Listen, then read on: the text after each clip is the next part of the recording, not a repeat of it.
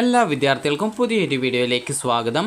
ഈ വർഷത്തെ +1 higher secondary second transfer allotment result നാളെ പ്രസിദ്ധീകരിക്കും. നാളെ രാത്രിയോടെ വിദ്യാർത്ഥികൾക്ക് നിങ്ങളുടെ ഈ ഒരു സെക്കൻഡ് ട്രാൻസ്ഫർ അലോട്ട്മെൻറ്റ് റിസൾട്ട് അറിയാനായിട്ട് സാധിക്കുന്നതാണ്. അപ്പോൾ വിദ്യാർത്ഥികൾക്ക് ഇതുവരെ നിങ്ങൾ HSKP വെബ്സൈറ്റുമായി ഈ ഒരു അപേക്ഷ സമർപ്പിച്ചിട്ടുണ്ടാകും. പല വിദ്യാർത്ഥികളുടെയും സംശയമാണ്, ട്രാൻസ്ഫർ പുതുതായിട്ട് മറ്റൊരു സ്കൂളിലേക്ക് കിട്ടുമ്പോൾ നിങ്ങൾ എത്ര രൂപ ഫീസ് എക്സ്ട്രാ ആയിട്ട് അടക്കേണ്ടതായിട്ട് വരും, അല്ലെങ്കിൽ ആദ്യം അടച്ച സ്കൂളിൽ അടച്ച സെയിം ഫീസ് തന്നെ പുതുതായിട്ട് അഡ്മിഷൻ ലഭിക്കുന്ന സ്കൂളിലും പോയിട്ട് അടക്കേണ്ടതുണ്ടോ എന്നിങ്ങനെയൊക്കെയുള്ള വിദ്യാർത്ഥികളുടെ എല്ലാവിധ സംശയങ്ങൾക്കുള്ള ഉത്തരങ്ങളും ഈ ഒരു വീഡിയോയിൽ മനസ്സിലാക്കാൻ സാധിക്കുന്നതാണ്. വിദ്യാർത്ഥികളുടെ സെക്കൻഡ് ട്രാൻസ്ഫർ അലോട്ട്മെൻറ്റ് റിസൾട്ട് നാളെ രാത്രിയോടെയാണ് പ്രസിദ്ധീകരിക്കുക. അതായത് ഈ ഓഗസ്റ്റ് 1-ാം തീയതി രാത്രി 12 മണിയോടെയാണ് പ്രസിദ്ധീകരിക്കുക. അപ്പോൾ അല്ലെങ്കിൽ ഏകദേശം വൈകുന്നേരത്തോടെയാണ് വരിക.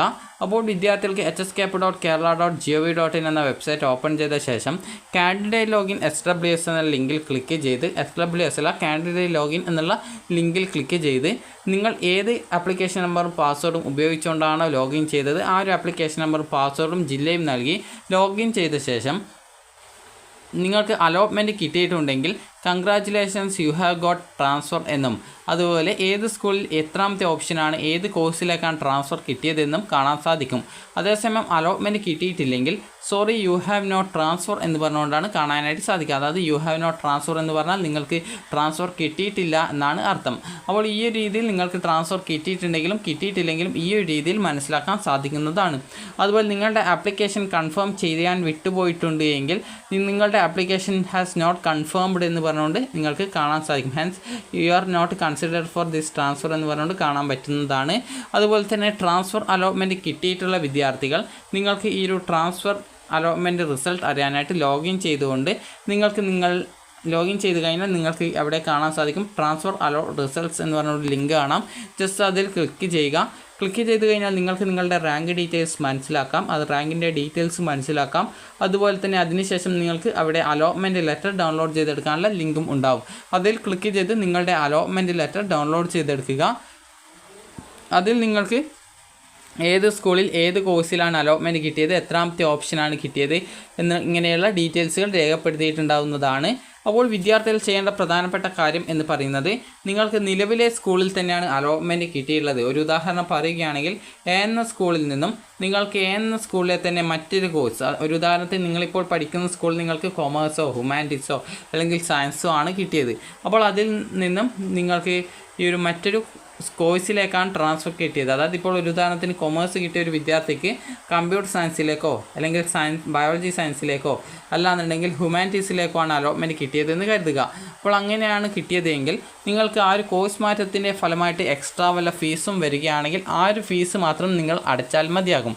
അതുപോലെ തന്നെ നിങ്ങൾക്ക് മറ്റൊരു സ്കൂളിലേക്കാണ് ട്രാൻസ്ഫർ കിട്ടിയതെന്ന് കരുതുക. അതായത് നിലവിലിപ്പോൾ അഡ്മിഷൻ ലഭിച്ച സ്കൂളിൽ നിന്നും മറ്റൊരു സ്കൂളിലേക്കാണ് ട്രാൻസ്ഫർ കിട്ടിയത്, അതുപോലെ മറ്റൊരു കോഴ്സിലേക്കാണ് ട്രാൻസ്ഫർ കിട്ടിയതെന്ന് കരുതുക. അപ്പോൾ മറ്റൊരു സ്കൂളിലേക്കാണ് കിട്ടുന്നതെങ്കിൽ നിങ്ങൾ നിലവിൽ അഡ്മിഷൻ നേടിയിട്ടുള്ള സ്കൂളിൽ നിന്നും നിങ്ങൾ അടച്ചിട്ടുള്ള അതായത് PTA ഫണ്ട്, കോഷൻ ഡെപ്പോസിറ്റ് എന്നിവ നിങ്ങൾക്ക് തിരിച്ചു തരുന്നതാണ്. അപ്പോൾ ആ ഒരു കാര്യങ്ങളൊക്കെ നിങ്ങൾ എടുത്ത ശേഷം അതുപോലെ നിങ്ങളുടെ സർട്ടിഫിക്കറ്റ് എന്നിവ നിങ്ങൾക്ക് തിരിച്ചു തരുന്നതാണ്. അപ്പോൾ വിദ്യാർത്ഥികൾക്ക് നിലവിൽ പഠിക്കുന്ന സ്കൂളിൽ നിന്നും നിങ്ങൾ നൽകിയിട്ടുള്ള നിങ്ങളുടെ അതായത് സർട്ടിഫിക്കറ്റുകൾ, അതുപോലെ തന്നെ നിങ്ങൾ നൽകിയിട്ടുള്ള PTA ഫണ്ട്, കോഷൻ ഡെപ്പോസിറ്റ് എന്നിവ നിങ്ങൾക്ക് തിരിച്ചു തരും. അപ്പോൾ നിങ്ങൾ അതും എടുത്തുകൊണ്ട് നിങ്ങളുടെ സർട്ടിഫിക്കറ്റ്സ്, അതുപോലെ തന്നെ ഈ ഒരു PTA ഫണ്ട്, കോഷൻ ഡെപ്പോസിറ്റ്, അതുപോലെ മുമ്പ് അഡ്മിഷൻ നേടിയ സ്കൂളിൽ നിന്നും നിങ്ങൾ ഏകദേശം ഒരു നിശ്ചിത തുക നിങ്ങൾ അഡ്മിഷൻ ഫീസായിട്ട് അടച്ചിട്ടുണ്ടാകും. അപ്പോൾ ആ ഒരു അഡ്മിഷൻ ഫീസ് അടച്ചതിൻ്റെ റെസിപ്റ്റ് നിങ്ങൾക്ക് സ്കൂളിൽ നിന്ന് തരും, അത് നിലവിൽ പഠിച്ച സ്കൂളിൽ നിന്ന് തരും. അപ്പോൾ അതുകൂടി വാങ്ങിച്ച ശേഷം പുതിയ സ്കൂൾ നിങ്ങൾക്ക് എവിടെയാണോ ട്രാൻസ്ഫർ കിട്ടിയത് ആ ഒരു സ്കൂളിലേക്ക് പോയിട്ട് അഡ്മിഷൻ നേടുകയാണ് ചെയ്യേണ്ടത്. പുതുതായിട്ട് അഡ്മിഷൻ നേടുന്ന സ്കൂളിൽ നിങ്ങൾ ഈ ഒരു ആദ്യം അടച്ച സ്കൂളിലെ അഡ്മിഷൻ ഫീസ് അടച്ചതിൻ്റെ റെസിപ്റ്റും അതിനോടൊപ്പം തന്നെ നിങ്ങൾക്ക് തിരിച്ച് ലഭിച്ചിട്ടുണ്ടായിരുന്ന PTA ഫണ്ട്, കോഷൻ ഡെപ്പോസിറ്റ് എന്നിവ നിങ്ങൾ പുതുതായിട്ട് അലോട്ട്മെൻറ്റ് ലഭിക്കുന്ന സ്കൂളിൽ അടക്കേണ്ടതാണ്. കോഴ്സ് മാറ്റത്തിൻ്റെ ഫലമായിട്ട് എക്സ്ട്രാ വല്ല ഫീസും വരികയാണെങ്കിൽ ആ ഒരു ഫീസും അടച്ചുകൊണ്ട് നിങ്ങൾക്ക് അലോട്ട്മെൻറ്റ് ലഭിച്ചത് മറ്റൊരു ജില്ലയിലാണോ അല്ലെങ്കിൽ മറ്റൊരു സ്കൂളിലാണോ എന്നുള്ളതനുസരിച്ച് നിങ്ങൾക്ക് പോയിട്ട് അഡ്മിഷൻ നേടാൻ സാധിക്കുന്നതാണ്. അതുപോലെ തന്നെ വിദ്യാർത്ഥികൾ ചോദിക്കുന്ന കാര്യമാണ് ഈ ഒരു ട്രാൻസ്ഫർ എല്ലാവർക്കും കിട്ടുമോ എന്നുള്ളത്.